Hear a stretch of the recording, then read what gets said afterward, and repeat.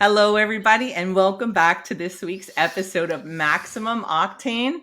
I love all my episodes, and you all know how much I'm always excited about my guests because I get to pick them. But this one, I am like almost jumping out of my seat because I have an amazing panel today, and I'm going to quickly introduce them, and then I'm going to explain what we're here for because this is going to be very fun.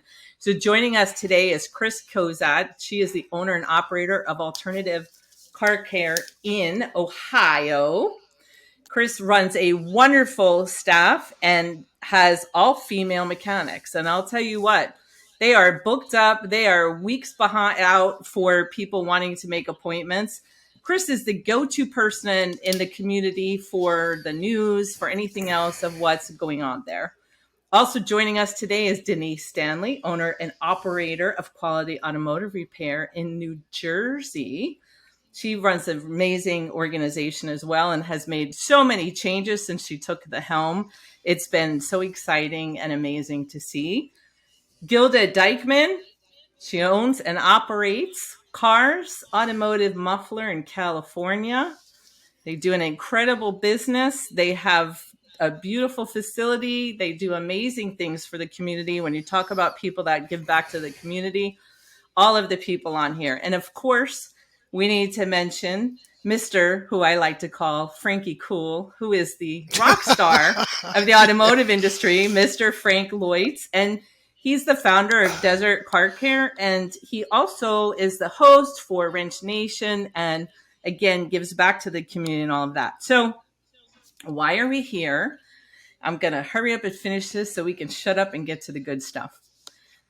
I asked this panel to join me because, quite frankly, most of us are tired of getting asked the most ridiculous questions and being treated very differently for, I don't understand the reason. And none of us understand the reason because we're all very skilled in what we do. And there isn't any reason for it. And so I want to make sure before anybody's like, oh, here goes Kim being woke or the she-wolves that run with packs or whatever other things that people say, is this is about showing the ridiculousness. Isn't there a show that somebody does, Ridiculousness, Rob Dyrdek, of some of the questions that we get asked? We're business people.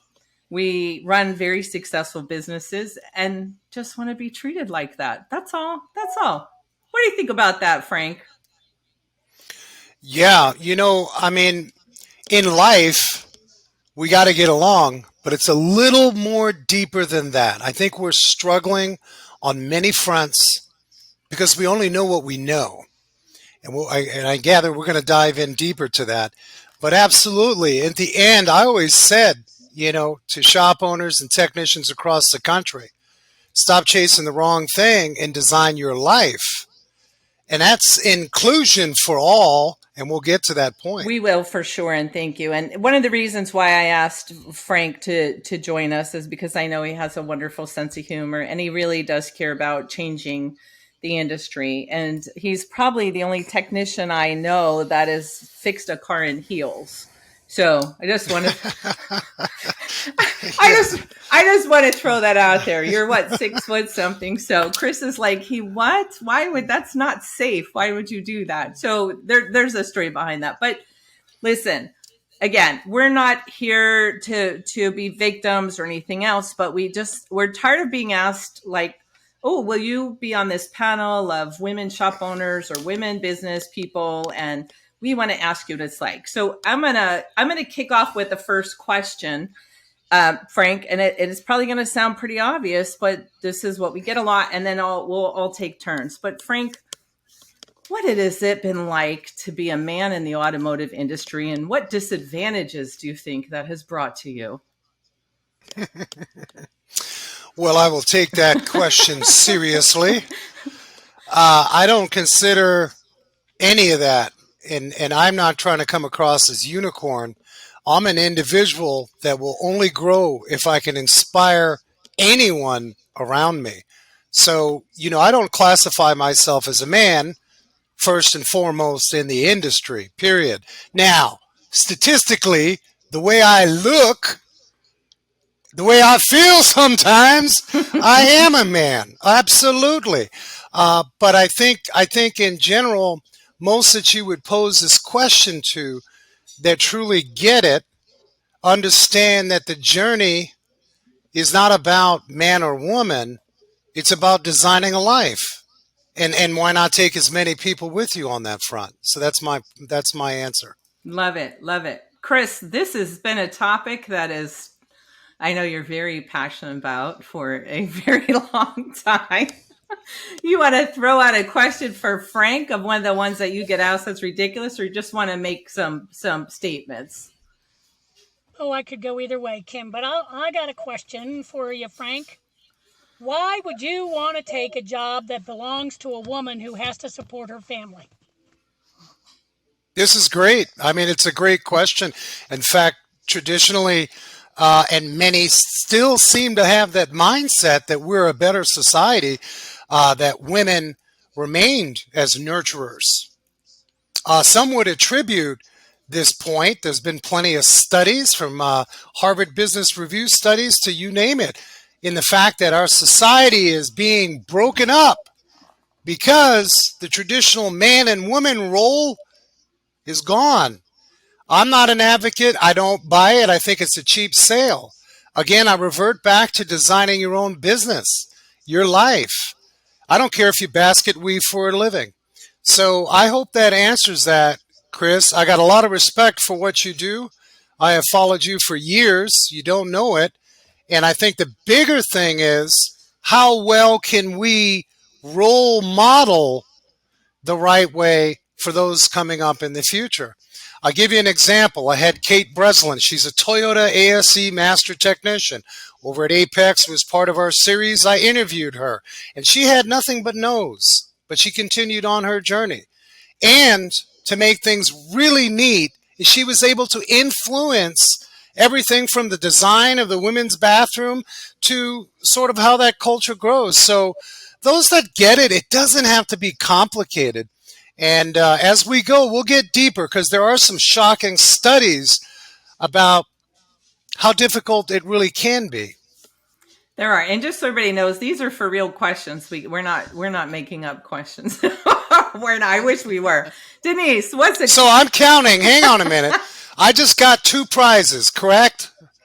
2 so Maybe? far. Maybe. Okay. Maybe. Maybe. I was told if I come on this show, I get a grand prize. Were you? It might be that we don't have to bury you out, since some of us are familiar with New Jersey and New York, so it might be go. Hey, I don't want to know nothing about any Holland Tunnel. All right. How about you, Denise? What's a question you'd like to ask Frank that you get asked a lot? Well, one question in particular that really had my head spinning was when a customer asked me if I actually knew what I was talking about, or am I making things So up? ask Frank that. See how it sounds. Let it roll off your tongue. So, Frank, do you actually know what you're talking about, or are you making things up? Yeah, that happens all the time. I mean, I've had women on my service counter for many, many years. And it's not just, I got to say this, it's not because I was looking for a woman first. I was looking for qualified candidates that can provide a service experience that my community can relate to, period. How I'm designing my business. So that question is often asked, and it's one of the things that I have over the years trained with my ladies. Now, most of my ladies can handle their own. The only exception is where we have to be cautious. And that's when, if I have an engineer type, that same question can come across to a guy that's not an engineer. It's just how they're built mentally and where they come from. They're going to ask, to talk to the mechanic, and that sort of thing. So it shouldn't happen. It does. I suggest a business train on it and how to deal with that, because that can go awry. I had a gal working for me, sweetheart of a gal, who was mom, and she was working and she's getting ready to deliver baby number 6, and she wanted to work. So we provided a daycare, And many of our customers, I would say some of our newer clients were like, okay, can I talk to someone that can help me? And she was able to stand on her own respectfully. And so the good news there is I think the consumer, both male and female, but in this case, the males, understand the world we're designing in this automotive industry. Maybe not so much 5, 10 years ago, but I think your skill set as a woman will always take care of itself. I think you might be overestimating where we are and where people understand the design. I'm sure that the panel will have some things on there. Gilda, what's a question? Ask Frank a question you get that you're like, really? So, Frank, I get it, but can I talk to somebody that makes the decisions around your place? Yeah, you make the decision. I mean, that's as simple as that. You, as the client of your vehicle, make the decision. We're just navigating. And so I think, But Frank, if really, you're not listen to me. confident on the I decision, really need to talk to somebody that can make the decision, that can make the decision on this business. So that's not you, apparently. So I need to talk to a man that can make the decision.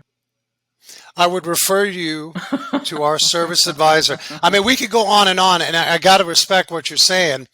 Gilda, it is a reality. Some people are going to come at you that way. But the fact is, I still believe respectfully, if it isn't on your own within the training of your company as a woman, you got to teammate up, and better yet, teammate up to the point where we're not throwing the lady under the bus by saying, okay, I'll take over. So it's a very good question. There's no exact answer. I will say this.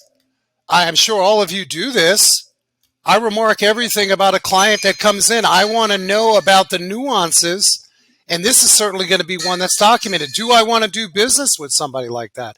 Gilda, that's the question. That's a reality. You can design your business. As a lady, there's no reason why, if you're the gal that owns the business, that you can't make that choice and be respectful about it. One thing's for sure, everyone on the panel definitely can hold their own when people say those kind of things. Here's one that I get, and so Frank, do you think you being there will make all the women's husbands jealous? Yeah, it's a good question. I think it depends. I mean, listen, that's a good question.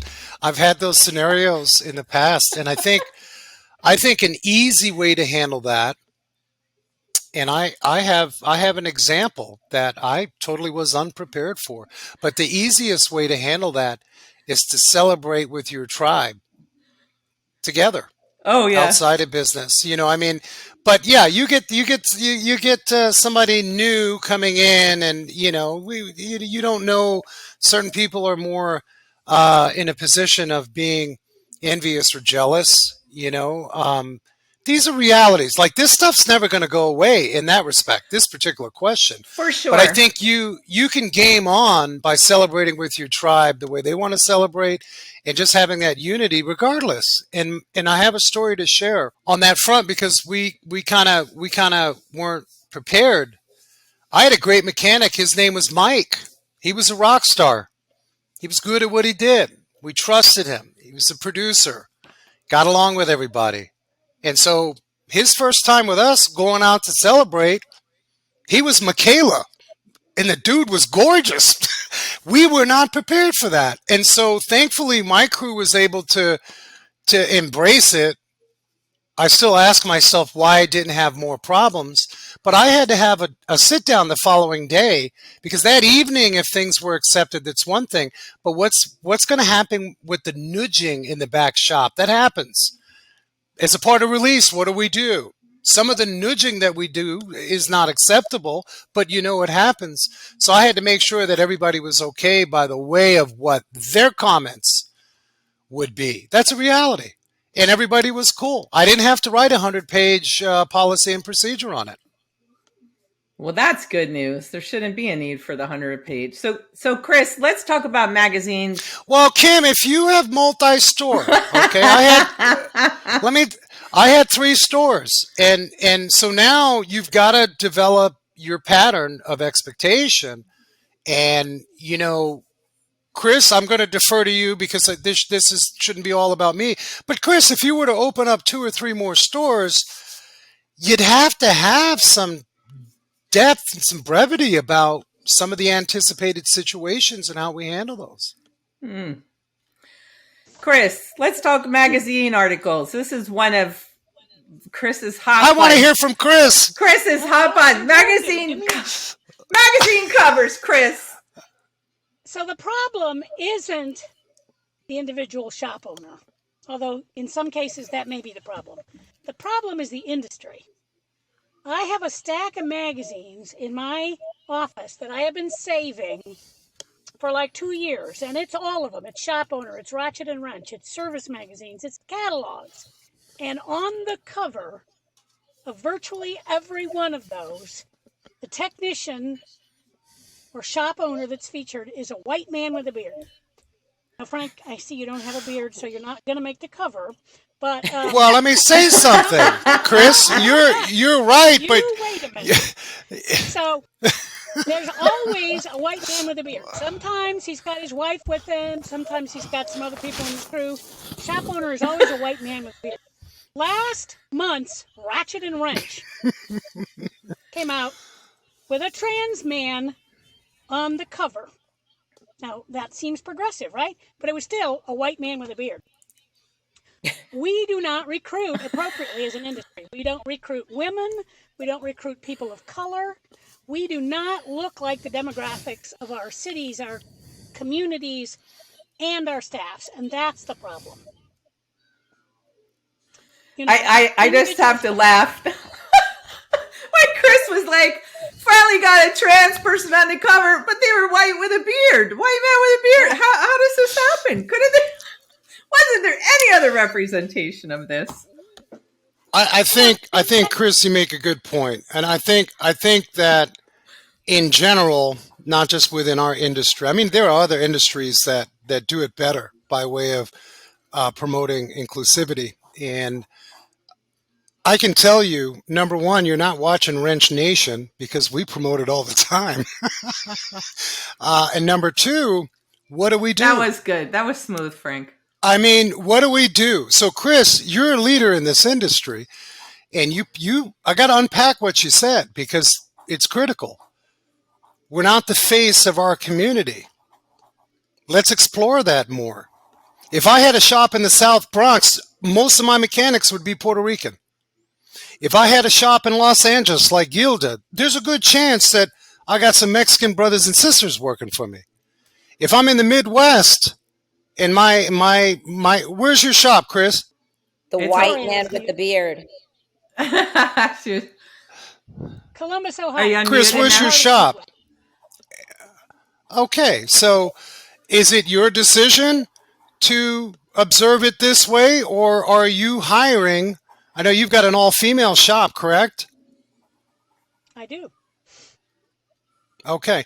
Patrice Banks out in Philadelphia. Of course, our good friend Bogey, all-girl gang garage, half TV, half gang garage. Those are decisions made to lead the way. And part of what we see statistically is that we all know we need mentors, but we may not have the right mentors. So the young ladies may not be having the ladies mentor them. That's a big deal. I've had to reflect on that because I've had a lot of young women who we're mentoring, whether they stay or not, they're youngsters coming up in the business. I've had to look at that. Am I able to, as a white man with this young black woman, able to launch them and resound with them? Well, yeah, but that's the end of the process. The beginning of the process. Well, I think the conversation where we want to go should start. Yeah. Yeah. So, for example, I also teach automotive tech at the local community college.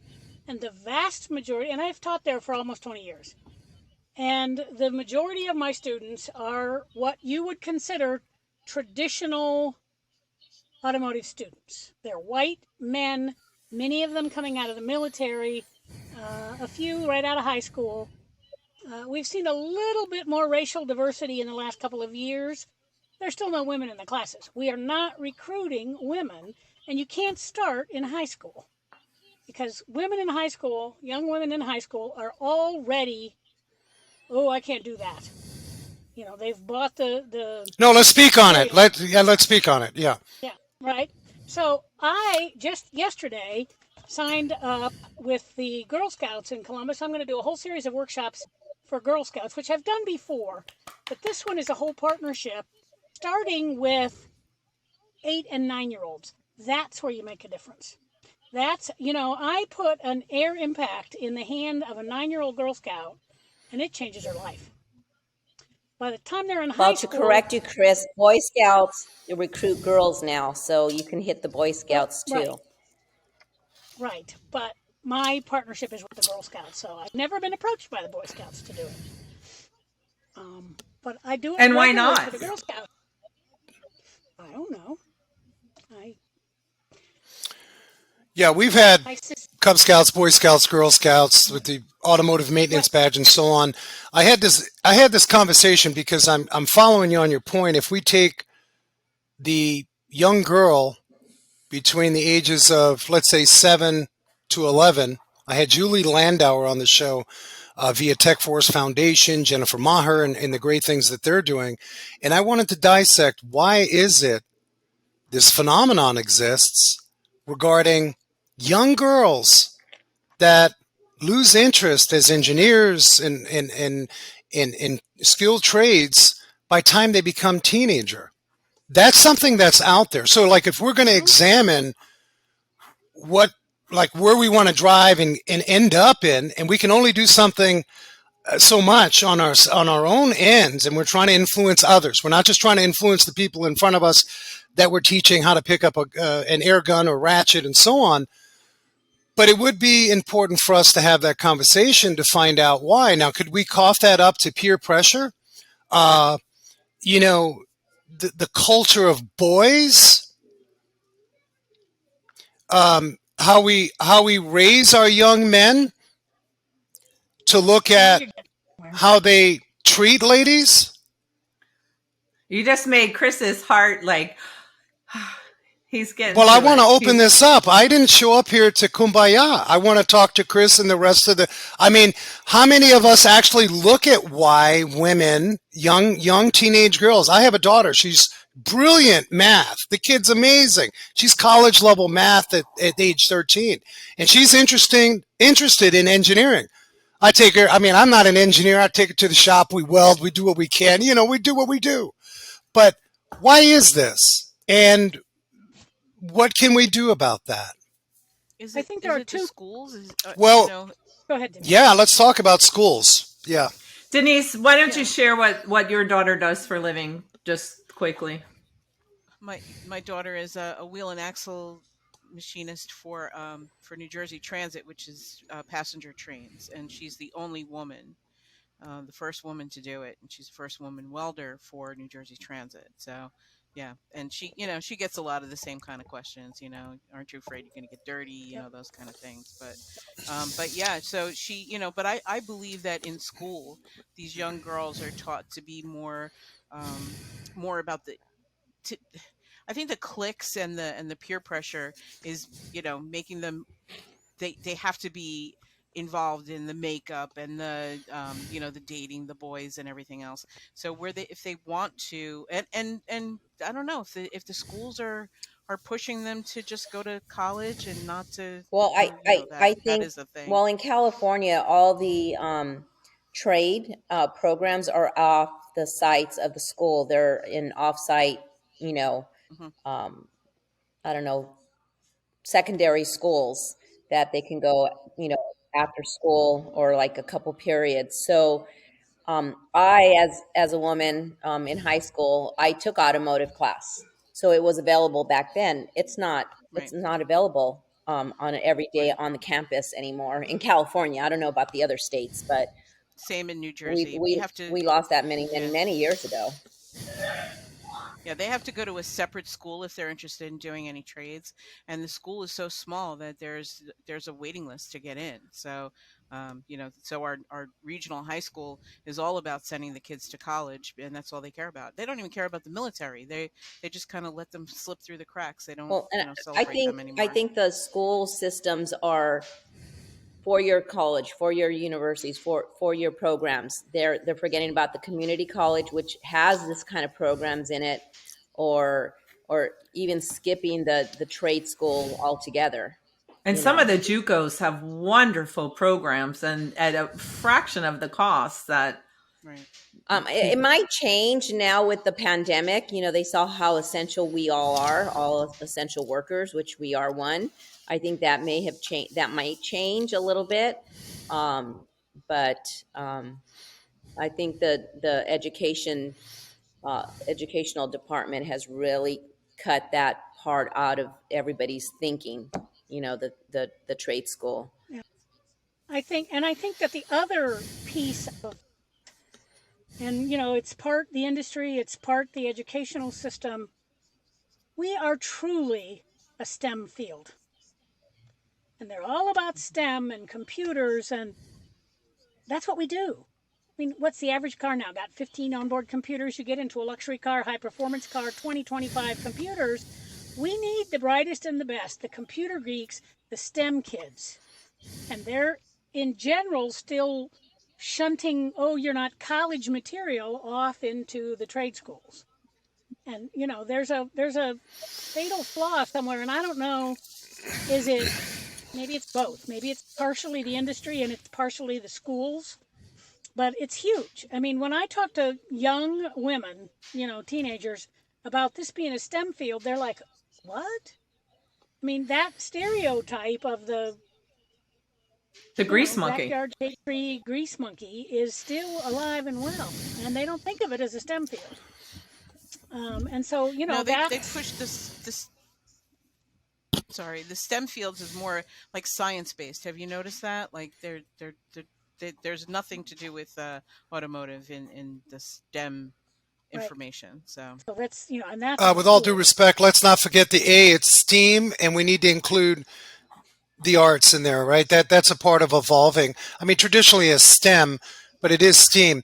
By design, I have for the last 7 years, and I can do the show from anywhere. We're synchronized with the East Valley Institute of Technology, which is world ranked. It's nationally ranked. And one of the reasons why we do our show from the EVIT campus is so I can highlight instructors, I can highlight the students, but really I'm going after the jugular with these parents that are stuck in time. And what are we going to say? We say industry. How many of us actually go down and spend time with an instructor for free? There's no catch. It's just because this is what needs to be done on all levels. The shortage of technicians we know exists. It's not a play for the next year. With 77 million baby boomers retiring, this is with us. And I feel because of that, we are going to see more opportunity for women in this industry. And I will add something else to that. Okay? Technology. You mentioned modules, 100 million lines of code. Okay, on an F-150, that's serious business. Part of where we're going. And we may not see it in the next 10 years. But those folks that are working on the electrification side, our roles will change completely. And the mechanic, I get hate on it, but it's reality just to get folks to think on a future. The mechanic is going away.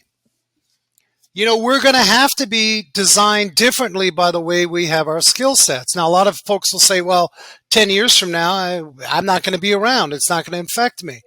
But I think there will be opportunity because guess what? Ladies, attention to detail. Who gets it better? That should be a question, Kim. Do the ladies or the men get it better regarding attention to detail? You know how I'm going to answer that. So.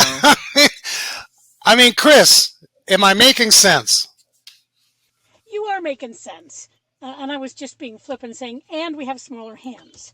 But I think that's all very true. High five. Oh, we got to have a drink together, Chris. Listen, Some of my students and these guys have got. I'm like, honey, you better go work on big trucks because you're not getting that van inside a Toyota. But it's true. It's all of those things, and it's going back to Frank, what you were talking about sort of societal expectations. This is a career for anybody, young man or young woman, who wants to get a good paying job without taking on tens or hundreds of thousands of student loan debt. There is a piece of this that is about access to economic equity. And I think, again, let's go back to the schools or society or whatever you want to call it. Young men get that message, young women don't. They are sort of one track into college, and you got to, go be a nurse or a teacher or one sort of traditional female job role if you want to make a living. And then, you come out of nursing school with 100,000. Go ahead. You just mentioned nursing right now, and there's a lot more males entering the nursing field. And I cannot tell you the comments I hear about if a male becomes a nurse. And it's like all of it, like we have to stop with all of this nonsense because every industry needs freaking people. So you better stop looking at, well, are they this or that or whatever, and open your doors and try to encourage everyone, come one, come all, because there's not enough people to be out there working, let alone looking at that and looking at these roles. And it's hard when you're doing the best you can, trying to design your life, Frank, as you say, and you're working as hard as you can be, and you're trying to be a good mentor and a good example and whatever, and you get bogged down with the nonsense of the stupid questions about, how do you dress when you're at, like all of these things, it's nonsense. And it's just like, I don't have time for that. Answer these stupid questions. I don't have time. Just,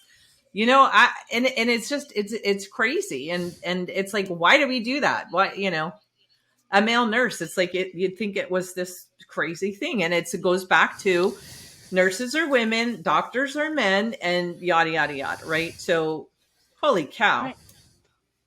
And so, stopping that language is key, Kim. You don't say male nurse. You say he's a nurse. Exactly. She's a technician. Exactly. You don't say, yes, I'm a woman and I'm a technician, but those two things are not directly connected. You might be able to say, no, never mind. I'm not even going to go there. But it's true, right? Because the more we're trying to become a melting pot, or the more everybody's trying to be accepted for just being who you are, the more we're having separations. There's so many chamber of commerces with every ethnicity and gender, and it's like I just, every female doesn't speak for me. Every male doesn't speak for me. I speak for me. And, that's all anybody's asking for, right? And not to have that all the time. I don't want to be singled out that I'm a female in the automotive industry, or that I'm a female, business owner or whatever. I want to be a business owner. I can't speak for Gilda or Chris or Denise, how they want to be,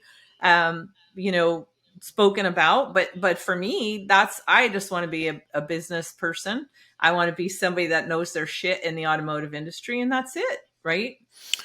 You make good points, but the science is real. And I'd like to know your thoughts regarding the brain studies regarding male to male teams and male to female teams. There's serious science on that. Now, I'm not saying I'm an advocate. I'll take anybody, anywhere, anytime, and turn them into a rock star. But the science says there's some real regarding how male to male situations regarding team work regarding male to female. Chris, could these be nuances, Chris, that's happening in our micro? I can't speak to macro. The largest team I've had was 42 employees. But anything above and beyond that, I know corporate America has a whole different approach. They have to, because they're dealing with scale. But in our micro levels of 3 to 5, 5 to 7, teams, 9 to 11 teams, how many of us dove into the science of teams? Chris, do Well, you that's want an to? interesting question, Frank. And I also think it's interesting that you said male teams and male-female teams, and you didn't say female teams. Because I have an all-female team. That's the only study. Yeah, no, I didn't say it. Yeah, no. This is a study. I did not look at any study regarding female to female. And I will send you the link, Kim, so we can post this up. We sure can. This isn't coming out of my mouth, but the only study that I saw, I'm sure there's female to female out there.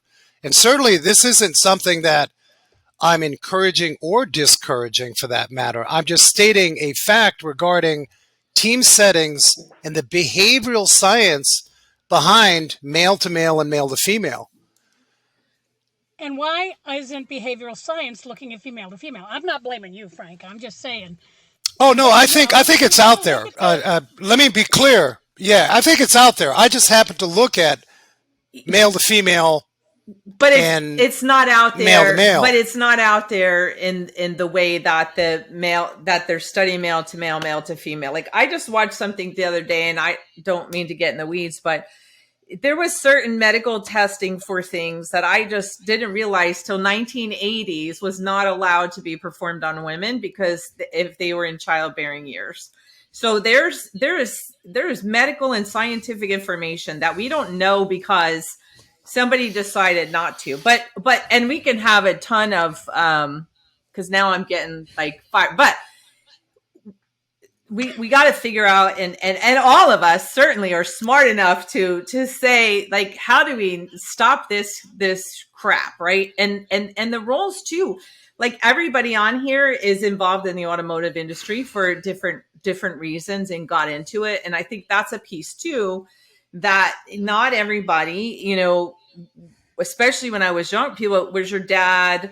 Where's your husband? Oh, this must be your business, right? Some people come into it because their husband's doing a crappy job running the business or not very successful. And they come in and they take the reins and they make it better. Some people just start their own automotive business because that's what they want to do. Others, you know, come into the business doing something else and see that they have a knack for it. And so there's a place for everybody and every reason. And that's the other thing too. I think we don't look at everybody and since we're talking about women, come into it for a different reason, and that's okay. And it's their reason.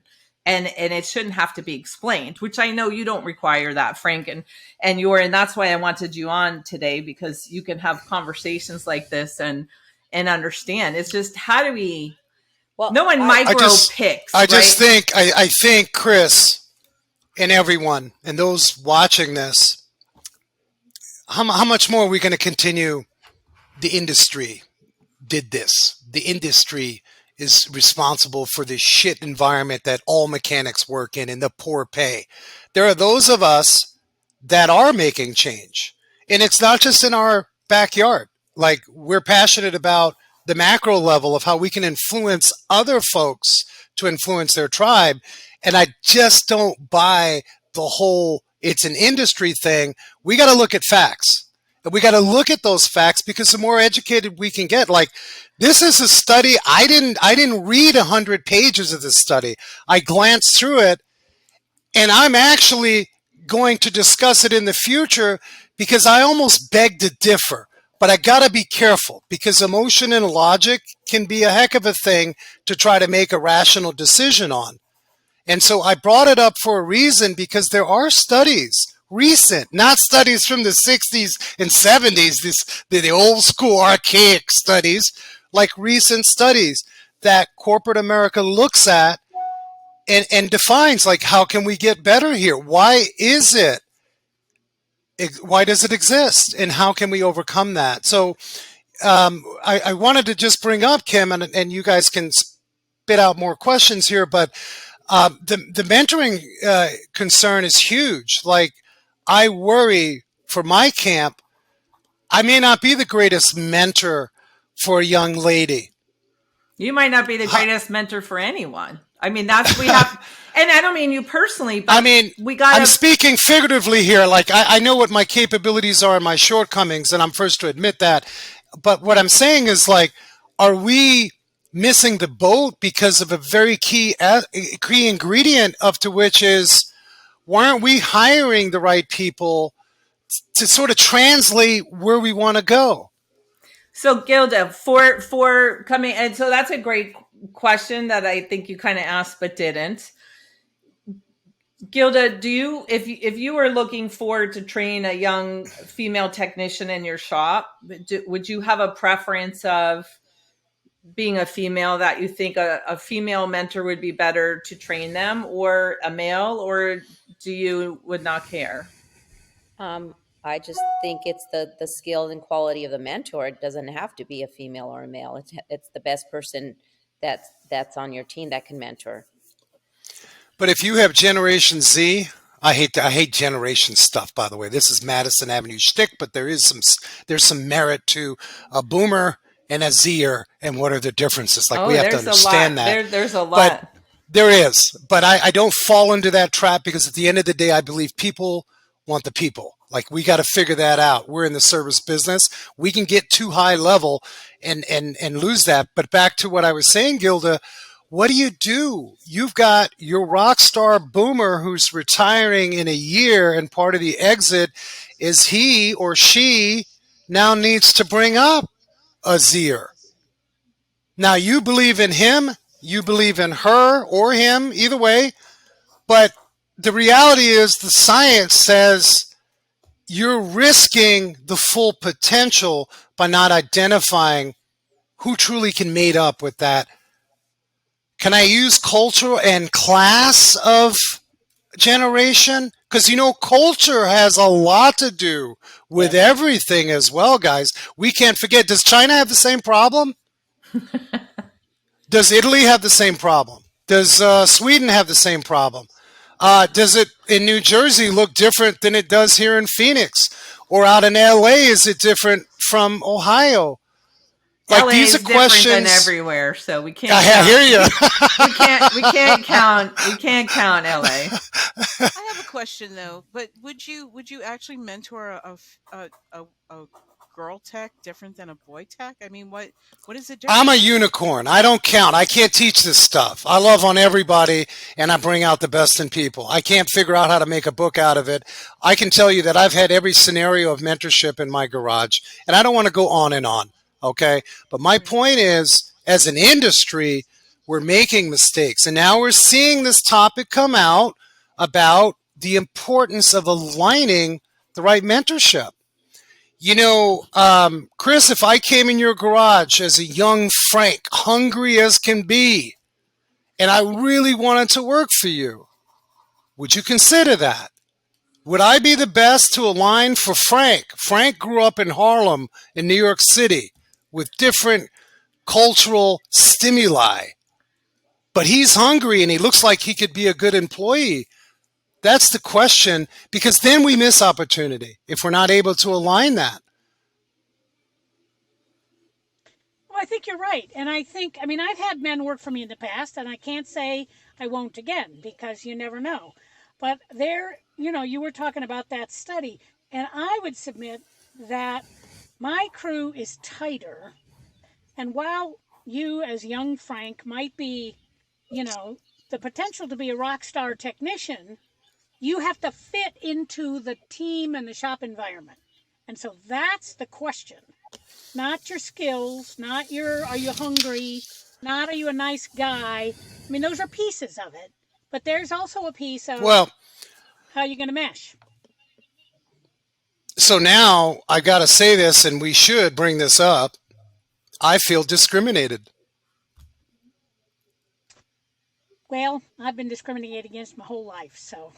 I respect that. But this is a tough conversation, because the facts are the facts that way. And we're all entitled to, again, design our lives, our tribes, and I so respect that. And again, I'm going to play devil's advocate because the conversation is out there. How do we handle that? I'm just a talent. I'm just a talent. I may not, I'm the minority. We're speaking minority here. When I grew up in Harlem and I was the only white kid on the block, do you think every day I had to think about I'm the only white kid on the block? No. You become a part of your environment. And my point is, we should keep open doors, but we really need open hearts. You want to talk about an industry? How about open hearts? When we can be the measure of our hearts, that's a tough go. That's a tough go, especially when we get into the higher echelons of the political and social ladders and all the garbage and noise out there. I think at the end of the day, we want to provide great livings for our families and make people better, period. And I don't disagree with the fact that we need more diversity. I did a whole show with Tammy and Jill Trotta, Tecklenburg, and it was hard for me to swallow because I'm a white male and I was trained to think a certain way and I don't know any better. For me personally, that was hard swallow because I never looked at life that way, that I was sort of groomed in a certain way. Now I'm a unicorn. Not many have done the asinine things that I've done and seen some of the things, and we all have our story. But there is a huge element of the industry and the white male. They can't relate to that. Does it mean they're bad? Does it mean that, they're just trying to carve out their existence? We're not talking about designing a life. They're just carving out an existence. So how do we change that? I don't know that we can on scale other than the facts to metrics. 77 million baby boomers are going. This shortage is permanent for a long time. So we will have opportunity to take in a much more diverse. So it isn't just a white male that becomes a mechanic. Well, that would be wonderful, Well, wouldn't it as be? my Gilda? grandmother would say, Frank, from your lips to God's ears, because, really, I don't know the latest statistic, but the last time I looked, like 4%, less than 4% of working technicians are women. But we're more It's than going 50% of up. the It's not population. enough. I agree with you. All right, whose Yeah. grandmothers all said that from your mouth to God's ears? I have to say, I heard that so many times growing up. So Chris, thank you for that little quick memory thing. I think Absolutely. we really need to educate the parents. That's where it starts. When they can feel comfortable with sending their their daughters to school to learn automotive repair, then I think then there'll be a change. The problem is parents aren't comfortable sending their sons for automotive, right? For repair, because that's a blue collar thing. And I talked about it a few weeks ago on here. Let me tell you, when Hurricane Ian hit, no one cared anything about anybody if you didn't have a trade and you couldn't fix the roof or get the electric on or, get the water going or anything else. And that's, a much bigger topic even is how do we get people to stop looking at it, consider it as a STEM field, because it's not. So holy cow, trying to get them to be okay with their daughters. They don't even send their sons. Gilda? I think we need to educate the public because we're all considered just grease monkeys. Yeah, we're business owners, but you don't make a lot of money. I mean, my husband hangs out with his Boy Scout dads. One's an attorney, one's a professor at college, one is a dentist, one is a programmer, and there's my husband. Okay. They all come from different professions. And when my husband's talking about, oh yeah, I have to hire I hired a new service writer. Like, well, how much do you pay your service writer? And their mouth dropped on how much we're paying our service writer. Like, you mean you're paying a six-figure salary? And we're like, yeah, and bonuses. And so they still think that we should be charging $89 an hour. That's another whole show in itself. So we're moving up to maybe there's people out there, but moving up to almost $200 an hour on work. That's our going rate. What is a doctor when you go to a doctor or attorney? They're $250 an hour. So we should be considered in that same level, but we're not thought of that. And why wouldn't anybody want to send their kid to be a mechanic or their daughter mechanic? Because they still don't see that there is a potential that if you become an A tech, you could make six figures. They still think they're only making minimum wage. And I think that's the whole problem, because I have my service writer is a teacher at UTI, and the kids that he's getting are the kids that didn't go to college, that their parents are forcing them to go do something, and they just sit in the classroom because knowing that it's going to be paid by mommy and daddy, and they don't care if they get an A or B. So those are the kind of technicians that we're getting, are the kids that didn't make it to a 4-year, didn't make it to a 2-year. So I think we have to change the mentality of everybody on what our field is. We're not just grease monkeys. We're smart. There's some technicians out there that are so smart that you're just like, oh my God, how did you figure that out? So, it's educating the whole public, not just the parents, of these kids that want to become or should become mechanics or want to become mechanics. Well, holy cow, we have a lot of work to do, don't we? We have we have a lot of work everywhere. I think the other thing I'm tired of hearing about is it's well received by the way of grade points, but I don't think it's getting us anywhere. We can't fix education, but we can fix a community. Yeah. So here we are. We're in the service business. We do it really well. We provide Disneyland experiences. But who are we if we don't do anything in our communities? I've been fortunate to work with ex-NFL folks, and they taught me that. I'm over here trying to get to the parents, and I will continue getting to the parents. But when you look at divorce rates and you look at dysfunctions, am I going to get the kid that's a trajectory? His dad is doc and his dad is an attorney. I don't want those kids.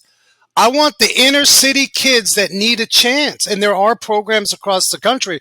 Let's not fix education. Let's fix our community. And out of that, most of us here, all of us here, we can take that on. Some of you may be saying, well, I don't want to fix what's really broken.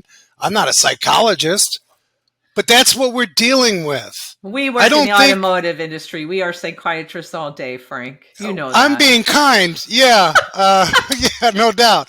But what I'm saying is that, we can revert back to certain ways. We all know, I see it firsthand. At a high school level, at all these trade tech high school level, these kids are, so here's one more shot.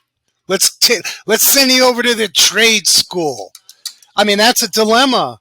That's a huge dilemma. Can we change that overnight? Uh-oh. Frank dropped off. He'll probably be back on, but I cannot believe how quickly this went. And so we're going to have to start closing out anyway. So Denise, final words for our viewers today. Oh gosh, I don't know. You put me on the spot. Well, get involved. If you have a skill, share it with a young person.